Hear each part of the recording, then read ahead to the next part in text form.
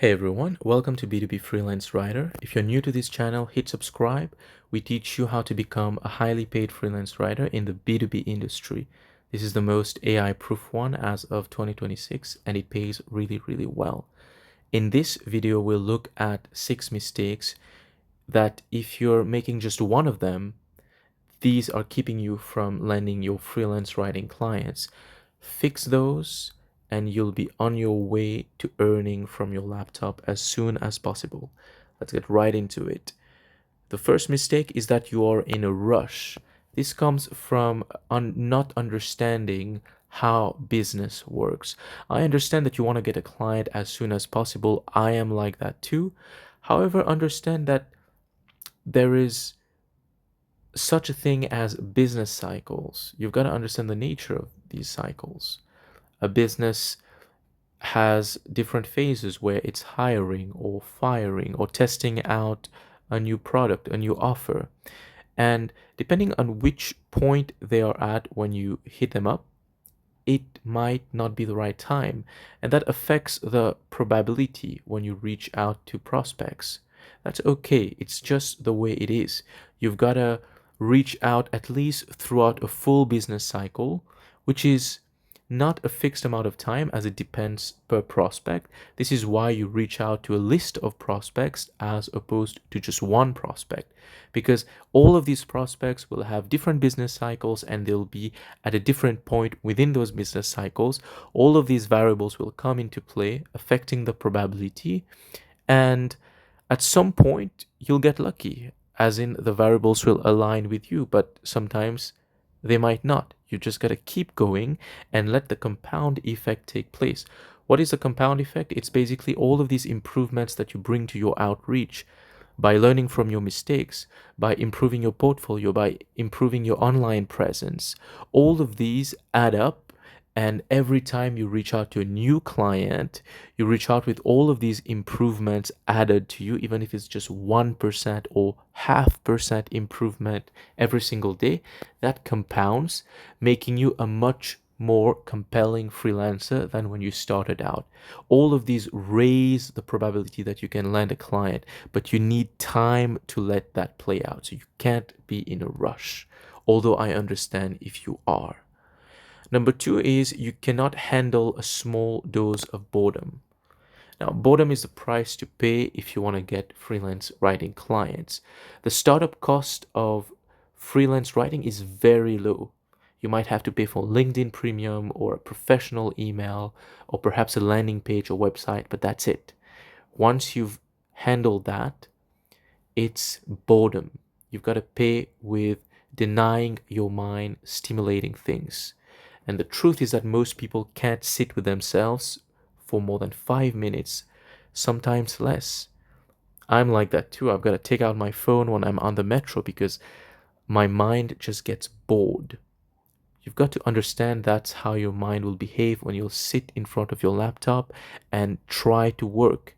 It will get bored and it will tell you to go do other things, to go on YouTube.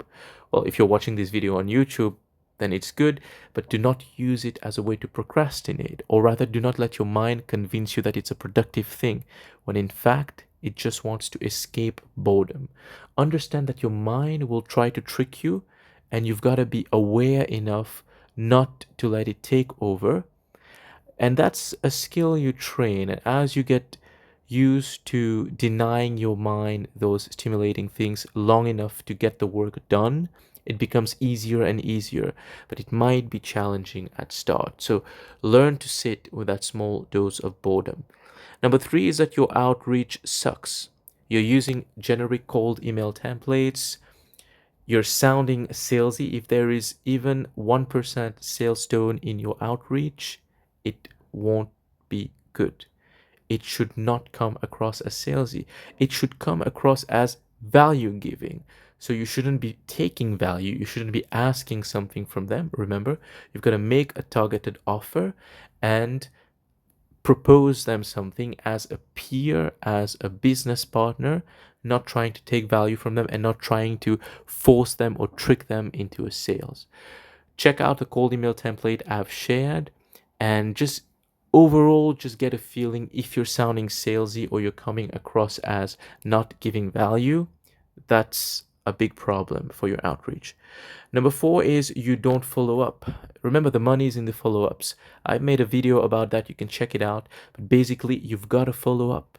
This links back to what we've talked about in business cycles. If you reach out on the first point, but it's not at the right time, then you've got to follow up, and at some point you might be getting in the right side of the business cycle. So that happens with follow-up. So if you just send one email, you're just hoping that you land on the right side of the business cycle, and it just might not be the case. But when you follow up, you allow that business cycle to take place, and you allow them to actually be receptive to your offer. This is why follow-up matters. Or they might simply not have seen your email, in which case follow-up definitely matters. Number 5 is that your proof signals are lacking. How do you solve that? You've got to optimize your social profiles. You've got to have your landing page or website, as we've talked about, and you've got to have a portfolio. Basically, have things that prove that you know what you're doing, that you're not a fraud. Allow them to cross-check you. Have normal stuff on your social media accounts, or have it on private, but look like a normal person who does what they say they do. Just be as legit as possible and do all of the things we've talked about. And number 6 is that there is a prospect service mismatch. Even if you're doing all of the above correctly, you'll still fail if you target the wrong prospect. So you've got to ensure that your prospects qualify before reaching out. I'll tell you a quick story. I started out as an email copywriter. Many of you might have gotten into copywriting, which has opened your mind about the whole freelance writing thing. For me, I paid 2.5K to a coach, something I do not recommend doing, but I did it back then. And the coach basically sold the idea of writing emails from your laptop and making money. So writing emails for clients. And as I reached out to these different fitness coaches and relationship coaches, online coaches, basically proposing my email services, it took such a long time before I got a trial from one of them. And that was only because it sounded interesting to them.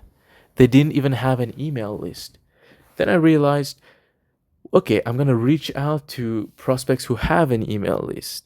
That was not enough too, because for email copywriting to be effective, for me to charge 2 to 3K a month to a client, they must have a big enough list and a reasonable offer, a reasonable audience. Then my copywriting can have some effect and make my client money. Then I can have a share of that. Anything less than that is totally useless.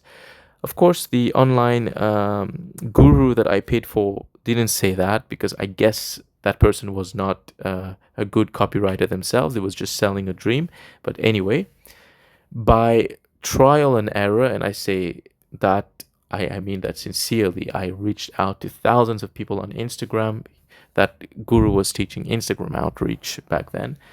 Totally useless. If I had taken the time to build just 100 prospects who had an email list with the right kind of offer, the right kind of audience, I might have landed a client much, much, much sooner, but I had to learn it the hard way. For freelance writing, we've talked about it. We have a video on it, how to screen good B2B writing clients. The gist of it is they need to have a budget for marketing, so signs that they pay for marketing. Paid ads is one of them. If their ads find you, that's a good sign they pay for marketing. They need to have a blog. You're not going to convince them to create a blog if they don't. If they don't have a blog, it means they've decided not to invest in freelance writing or in any form of blog writing for the moment. They might at some point in the future. Again, remember, business cycle. But at this moment, they're not. So it's useless to even start a conversation with them if they don't even have a blog. They need to have a blog. They need to have at least a few articles on it, and they need to have some form of posting frequency. Usually for B2B startups, it's once a month. They try to post once a month. This is when you get in and you say that you can handle 3 to 4 articles a week, and they'll gladly pay you 3 to 4K. right? So they need to have a blog, they need to have some form of spending on marketing and other signs as well that we've talked about in the video. Check it out. Build your prospect list carefully. Don't just drag and drop random companies that you see just because they're in your niche. Do not do that. You'll be wasting your time. You just need 100 key prospects, and I guarantee you, if you reach out to them with the right outreach script, make a targeted offer, if your proof signals are in place, and if you follow up throughout a business cycle, you'll land one of them as a client, guaranteed.